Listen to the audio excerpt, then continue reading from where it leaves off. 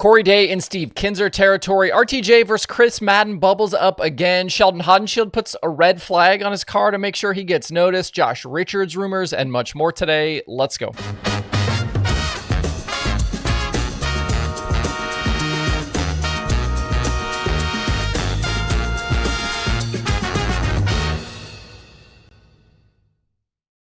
It's Sunday, August 24th. I'm Justin Fiedler. This is DIRTRACKR Daily presented by Kubota Genuine Parts. If you own or operate Kubota equipment, enhance your machine with their heavy-duty tracks designed for maximum durability and gripping power. Whether you're running a track loader or compact excavator, Kubota tracks are a high-performance alternative. Did you know that their tracks are 50% more durable than standard aftermarket tracks? They will ensure you can tackle mud, soft soil, or slopes with confidence, navigate the most demanding terrains effortlessly, and elevate your productivity in every job. You can find a full line of Kubota Genuine Parts, including those high-quality tracks, at any one of the more than 1,000 dealers nationwide. Find a dealer in the My Kubota app or visit KubotaUSA.com. Last night at the Silver Dollar Speedway in California, Corey Day did something that only Steve Kinser had ever accomplished previously, and that was win 3 Gold Cup Race of Champions in a row. Kinser did it from 1986 to 1988, and now Day from 2023 to 2025. Day had to earn it, though, because even though he started on the pole, Justin Sanders was able to get the lead from Day on lap 5. It seemed clear that right around halfway, the track was headed for rubber, and Day said after he knew he needed to be leading when that happened. On lap 23, with the leaders in traffic, Day pounced to grab the lead from Sanders and then was able to keep his right rear intact through the closing stages to earn the $100,000 victory. Sanders settled for second with Brad Sweet third. It was definitely a veteran-type drive out of the young Day. On a night where so many other guys lost tires late, he was able to make the right move at the right time and then save his stuff to the end. Big-time stuff from him. Drivers that weren't able to make it to the end included Brady Bacon, Rico Abreu, Tanner Thorson, Brent Marks, and Gio Scelzi. James McFadden and Tanner Carrick completed the top 5. Day now with 7 sprint car wins on the season in just 26 starts. He's been making the transition here, obviously, to NASCAR, and he's talked about how the patience from the stock car stuff has helped him in the sprint car. Incredibly, he's nearly matched his win total from 2024, but he's only 3 short so far, but he's gotten there in 47 less races. With still a decent amount of starts still to come, he will have more chances to match or beat that total from last season. Up next for High Limit is a Monday stop at Douglas County in Oregon before the 3-night Skagit Nationals next weekend. This championship battle should remain tight, with Sweets 49 leading the RSR 87 and Justin Sanders and Aaron Reitzel by 15 points. At Port Royal, Ricky Thornton Jr. swept the Lucas Oil Late Model Dirt Series Rumble by the River weekend. He led 39 of 40 laps on Friday, topped Jonathan Davenport in that one. And last night, it was a spirited fight with Chris Madden, with RTJ getting the lead for good on lap 46 and driving on to the nearly $60,000 score. There is still very clearly no love lost between Madden and Thornton, with the duo tangling on multiple occasions since winning last year's Lucas title as driver and crew chief.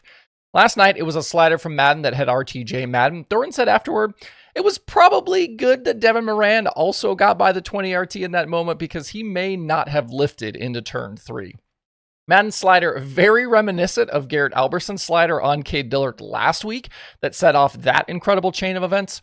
Madden sliding RTJ with the 20 RT, then running into the back of the 44. Thornton, though, able to calm himself back down and get by the 44 late for the win.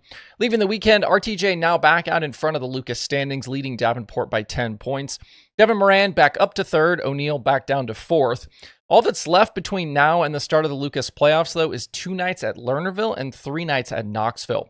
Brandon Shepard's 225-point deficit will be tough to overcome if he wants to get into those playoffs. Before we move on to some other racing, I do want to sprinkle some interesting rumors in here since we are talking the Lucas Oil Late Model Dirt Series. There is chatter out there that Josh Richards could make his return to racing in a dirt late model next weekend when Lucas heads to Lernerville for the Hillbilly 100. I've also been told he could race during the Pittsburgher 100 in early October as well. A rumored return to racing for the retired Richards has been talked about since late in 2024, and we know he tested the Rocket House car not long ago as the team was preparing to unveil the next Rocket XR2. Both Richards and the team's driver Brandon Shepard on hand for that test back in June. Richards hasn't raced since walking away from the sport following the 2022 season, but at his peak, there weren't many better than him. 33 career Lucas wins and the 2017 series champion, 78 Outlaw wins to go along with 4 series titles on that side. I don't know that I'd expect any sort of full-time return, but scattered races seems to be the most likely scenario. Mark Richards told Kevin Kovac in Dirt on Dirt back in June, quote, "Whenever he decides he's ready to go, we'll try to make it happen," unquote. I don't know that we'll get an announcement from the team on this. It might just be the case that it will be public when the car rolls out of the trailer next weekend.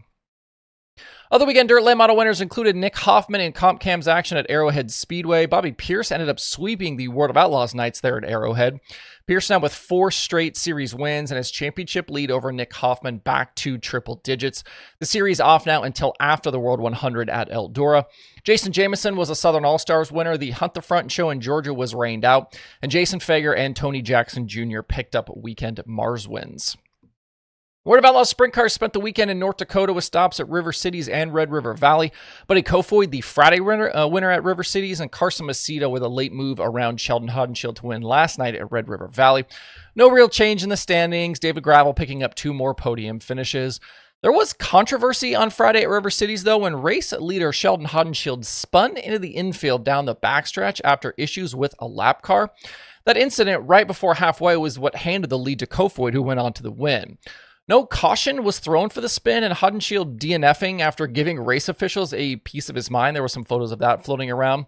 This obviously not the first time this has happened to Sheldon in the NOS 17, spinning into the infield somewhere and not getting a yellow. This time, though, things not devolving so publicly like they did previously, but the team did add a red ATV flag to the sprint car on Saturday to make sure officials would see the car. Haudenschild telling Dirt Vision's Connor Wade that race director Doug Leonard told him he didn't see the 17 spun into the infield, but Wade said he was told by the race director that the 17 was in a safe position, so no caution was needed. In a similar vein, we saw High Limits race director Mike Hess swallow the whistle last night at Chico as drivers started blowing tires late. These types of situations are judgment calls, there's no doubt about that, and I think arguments could be made either way on throwing or not throwing the yellows. I don't really care either way as long as the situations are not causing safety issues.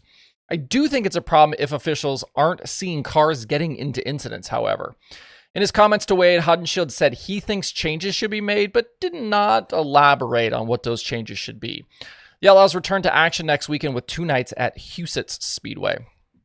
In non-wing action, if you haven't watched the replays of the Smackdown finale at Kokomo, I would definitely recommend doing that today. A crazy finish to that one with Briggs Danner getting upside down on the final lap and Justin Grant going on to win even with that broken leg. Incredible stuff there at Kokomo, as is usual. Danner had hit the same spot on the cushion in between 1 and 2 a few laps in a row, but that white flag lap, he got it just a bit too hard and it bit him. That kid, though, continuing to show how talented he is behind the wheel. And JG's toughness to go out and win an event like that, even with his injury, just shows how much of a throwback type driver he is. Kyle Cummins is still comfortably out front in the USAC Sprint Car title fight. Other weekend open wheel winners included an all-star sweep by Parker Price Miller at I-96 in Waynesfield. Michael Bauer and Tyler Gunn were fast winners. Logan Julian won the IRA MOA show at LaSalle. Danny Dietrich won at Williams Grove. Cameron Smith took the Kramer Clash at Lincoln. And Austin McCarroll capped off his Knoxville Track Championship with the final weekly 410 win of the season there. Closing out today, there was not good news from the Lucas Oil orbit yesterday, with the company announcing that founder Forrest Lucas had passed away. The 83-year-old founded Lucas Oil Products in 1989 and was a massive supporter of motorsports of all types. He'd stepped back in recent years from his position as president of the company, with son Morgan taking over that role. It's hard to look anywhere in American motorsports and not see Lucas Oil logos somewhere. Definitely a big loss for his family, friends, and the racing community. That's the show for today. We'll see you guys right back here tomorrow.